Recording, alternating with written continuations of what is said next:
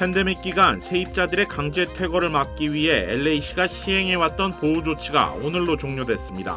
오늘부터는 밀린 렌트비를 납부하지 않을 경우 강제 퇴거를 피할 수 없게 됩니다. 남가주 지역에 많은 비가 내리고 있는 가운데 주말부터는 올 시즌 가장 강하고 더 많은 양의 비가 내릴 것이란 전망입니다. 산사태와 진흙사태, 홍수 등의 피해 우려도 커지고 있습니다. 대선을 앞두고 세계적 팝스타 테일러 스위프트를 놓고 정치적 음모론이 퍼지며 논쟁이 되고 있습니다. 북한에 가족을 둔 미주 한인 이상가족들을 위해 국가가 별도로 명단을 만들고 관리하도록 하는 법안이 연방 하원에서 초당적으로 발의됐습니다. 기업들의 감원 바람 속에 인력을 인공지능 AI로 대체하려는 IT 기업들이 늘고 있어 고용시장 위축이 현실화되고 있다는 우려가 일고 있습니다.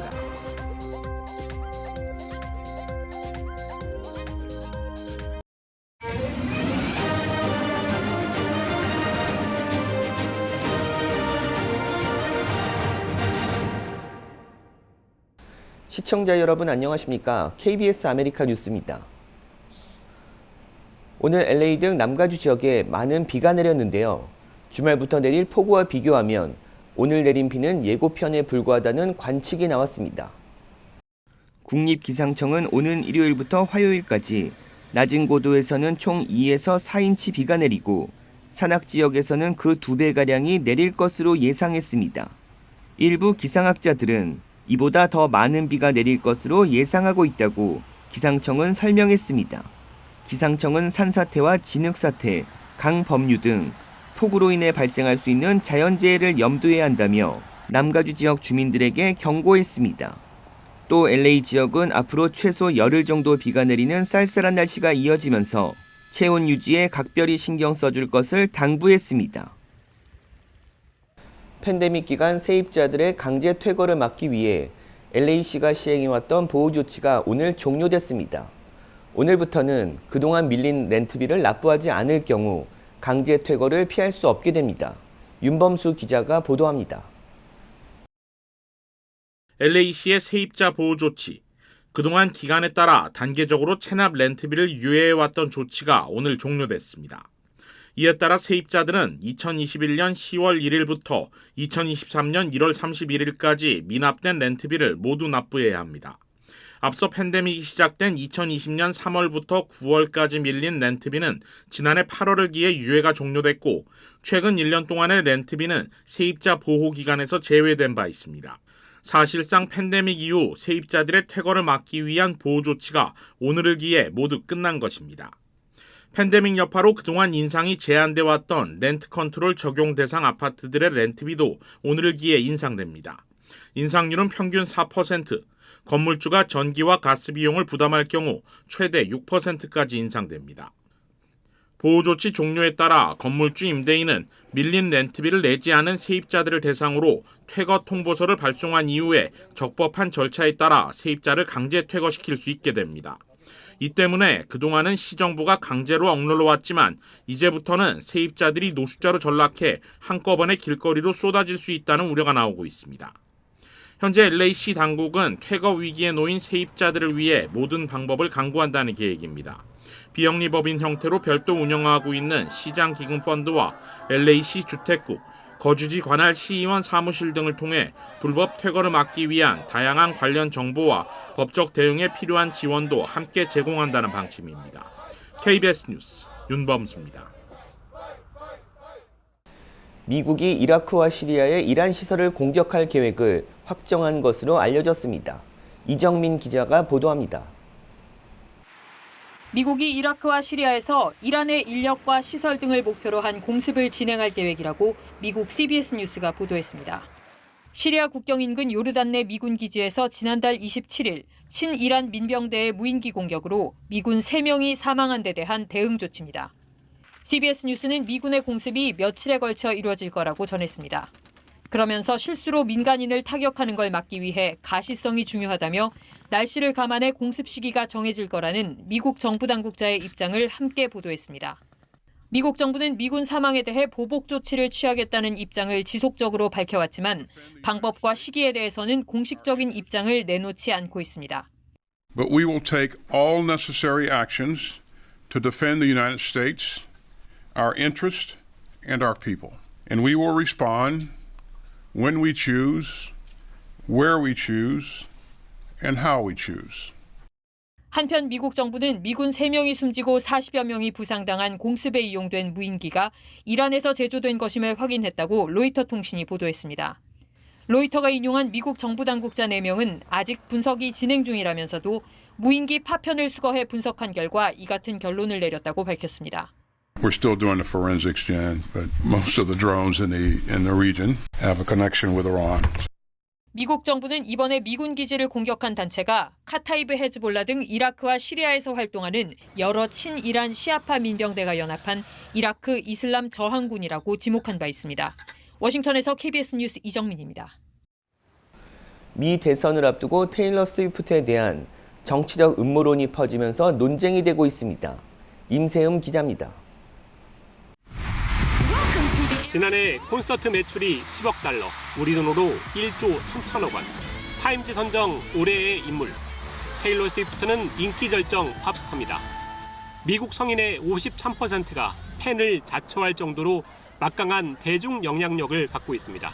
I literally immediately FaceTimed her. I was like, "We're going to Taylor!" I was so happy. I was like, "Oh my god!" 음모론은 스위프트가 알고 보면 이런 영향력을 이용해 바이든 대통령의 재선을 도우려는 정부 측 비밀 요원이라는 주장에서 출발합니다. 전부 가짜, 바이든 정부의 심리전 자산. 콘서트는 국방부가 도운 덕에 성공했고 남자친구인 유명 미 프로풋볼 선수와의 연애도 속임수라는 겁니다. Reach like crazy levels of absolute fame, and then they use that in order to try and save Joe Biden. 스위프트는 4년 전 대선 때 바이든 대통령을 공개 지지했습니다.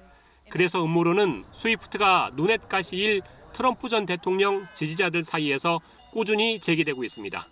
What they're trying to do, as we said before, is to get Trump supporters to react and hope that that translates into a vote.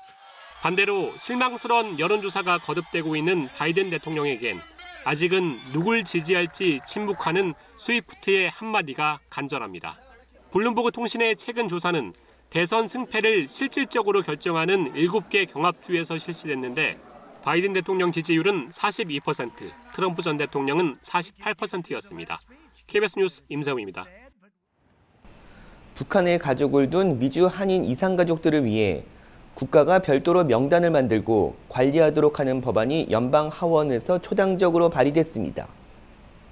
공화당 소속 미셸 박스틸 한인 연방 하원 의원과 민주당의 제니퍼 웩스턴 연방 하원 의원이 발의한 이산가족 국가등록법안은 북한에 있는 이산가족 상봉을 희망하는 한인 가족들의 등록부를 국무부가 파악해 관리하고 향후 가족 상봉 협의가 이뤄질 경우 해당 명단을 이용하도록 규정하고 있습니다. 또 시행을 위해 국무부에 $100만 규모의 예산을 배정하는 내용도 법안에 포함됐습니다. 법안은 또 국무장관에게 대북 특사 또는 별도로 지정한 담당 인력과 함께 이산가족 상봉을 위한 노력을 기울이고 이를 위해 대한민국 정부와도 상의하도록 의무를 부여하고 있습니다. 그 밖에 법안이 통과되면 국무장관은 매년 상하원 외교위원회에 이산가족 현황 보고서를 제출해야 합니다. 한반도에서 남북 이산가족 상봉은 2000년 이후 20회가 넘게 이뤄졌지만 한국 국적이 아닌 미주 한인은 참가 자격에서 제외되어 왔습니다. 미셸 박스틸 의원은 법안과 관련해 현재 10만 명이 넘는 미주 한인 이산가족들이 북한에 있는 가족들을 그리워하며 살아가고 있다며 잘못된 시간을 바로잡고 가족들의 만남을 앞당기는 계기가 되길 희망한다고 밝혔습니다.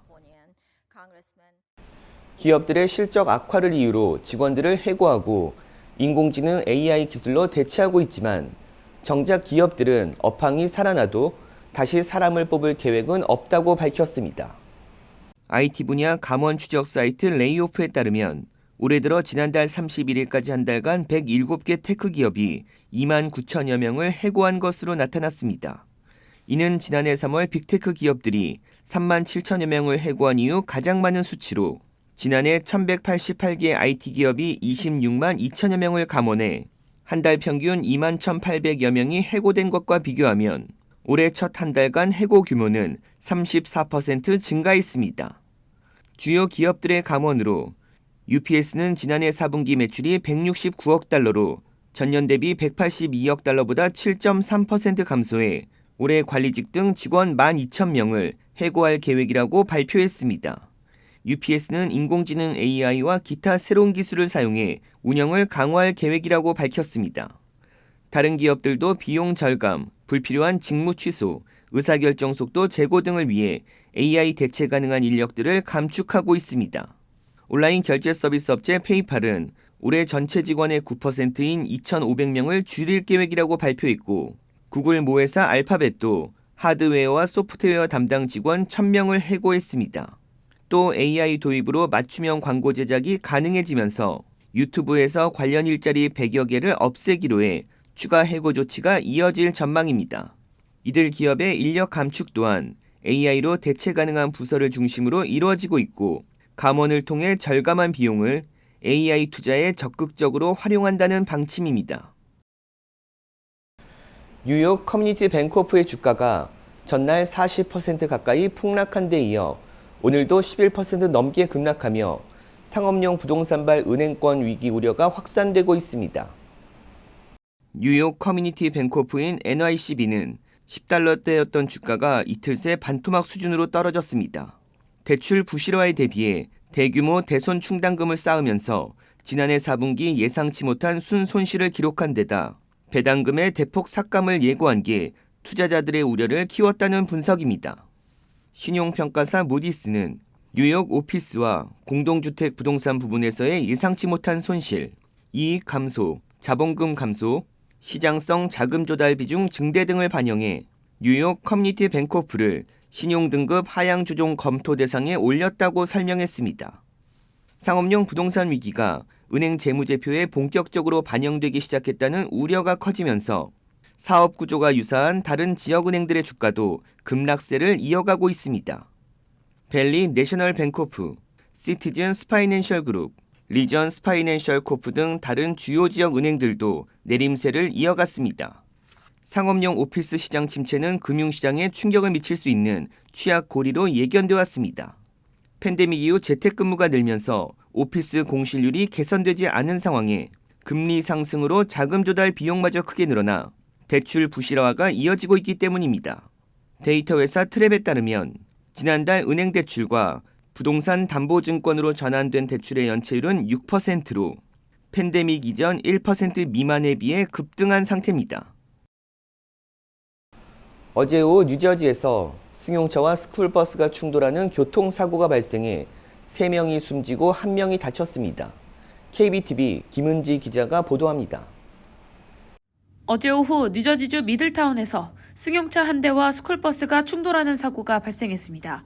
이번 사고로 인해 승용차에 타고 있던 3명이 숨지고 1명이 부상을 입었습니다. 사건은 어제 오후 5시 30분경 130번 국도 남쪽 방면 사우스 브런즈윅 스털츠 로드로 향하는 길목에서 발생했습니다. 당시 좌회전을 하려던 캠리 차량이 반대 방향에서 오던 스쿨버스와 충돌하는 사고로 이어졌습니다. 이번 사고로 캠리 승용차에 탑승 중이던 86세 앨렌 브로트만, 87세 알바 올리벤시아, 90세 윌슨 올리벤시아 등 멀로 타운십에 거주하던 뉴저지 주민 3명이 그 자리에서 사망했습니다. 반대편에서 오던 스쿨버스에는 15세, 17세 학생 2명이 탑승 중이었으며 학생들은 다치지 않은 것으로 확인됐습니다.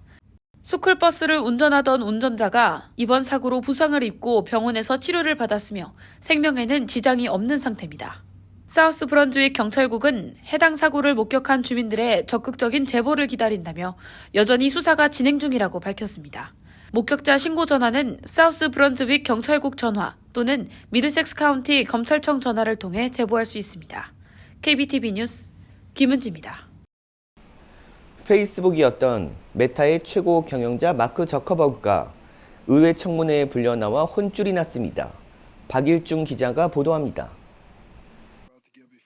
페이스북과 X, 틱톡 등 5개 소셜미디어 플랫폼 대표가 불려나온 미 의회의 청문회는 피해자들의 목소리로 시작됐습니다. I was sexually exploited on Instagram. My son Riley died from suicide after being sexually exploited on Facebook. 온라인상의 아동 성착취를 주제로 한 청문회에서 의원들의 공격적인 발언이 쏟아져 나옵니다. But you have blood on your hands. You have a product. You have a product that's killing people.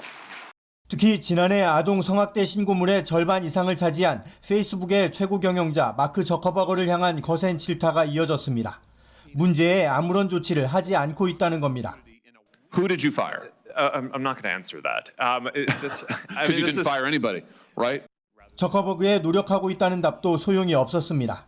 We build industry-leading tools, find harmful content, take it off the services, to make money. and to 저커버거는 결국 일어나 피해자 가족들에게 사과했습니다.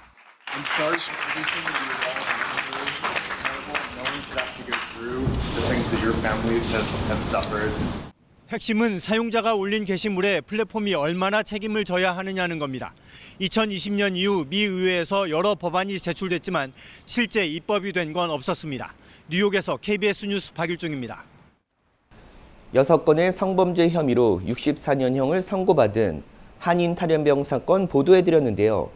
이 씨가 살인사건과도 연루돼 있을 가능성이 높은 것으로 알려졌습니다. KBTV 정지원 기자입니다. 더 뉴스 트리뷴은 루이스 맥코드 합동기지에서 탈영을 했다가 지난달 26일 체포된 조나단강 이상병이 살인사건에 연루돼 수배 중이었던 것으로 드러났다고 보도했습니다. 매체에 따르면 지난달 15일 투킬라 지역의 사우스센터 쇼핑몰 주차장에서 수차례 흉기에 찔린 택시 운전기사 니콜라스 호크마가 숨진 채 발견됐고 도난당한 택시는 이 씨가 26일 체포된 킹카운티 레드몬드 리지 인근에 주차돼 있었습니다. 투킬라 경찰국은 보도자료를 통해 호크마 살인사건 용의자가 현재 다른 기관에 구금된 것으로 확인됐다며 킹카운티 검찰청과 협력해 사건을 수사 중이라고 밝혔습니다.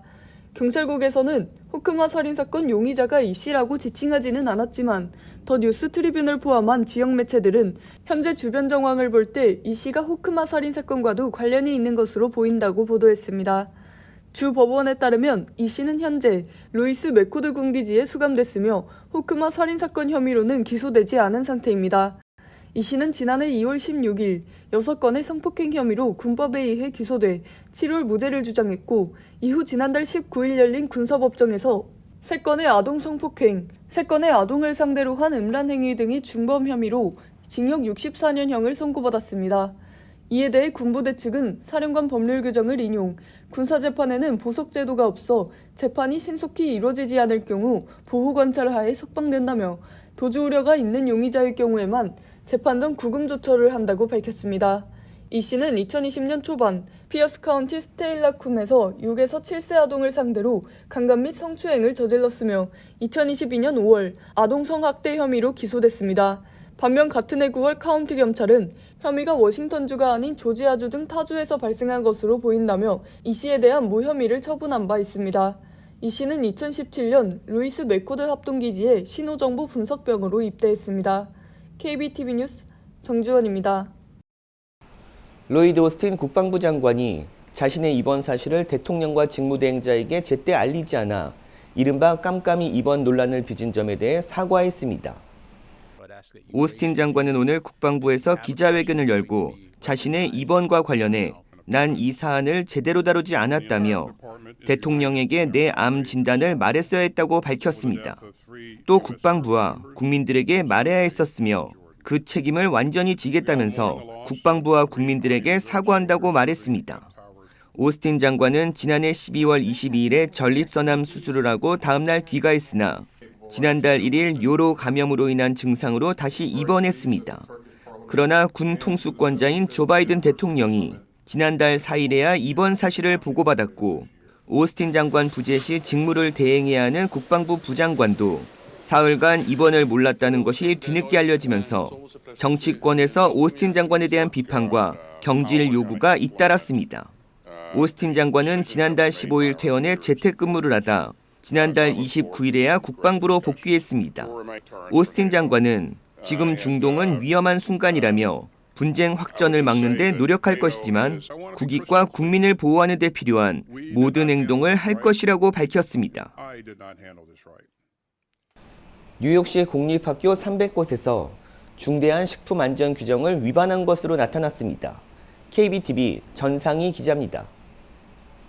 고다미스트가 지난해 뉴욕시 보건국 검사 데이터를 분석한 결과 300개의 공립학교 카페테리아에서 파리, 바퀴벌레, 쥐 흔적 등 중대한 식품 안전규정 위반 사항이 발견됐습니다. 특히 한인 학생들이 다수 재학 중인 스타이브센트 고교의 경우 최근 실시한 5번의 위생검사 중 4번이나 파리나 쥐로 인한 중대한 위반 사항이 발견됐습니다.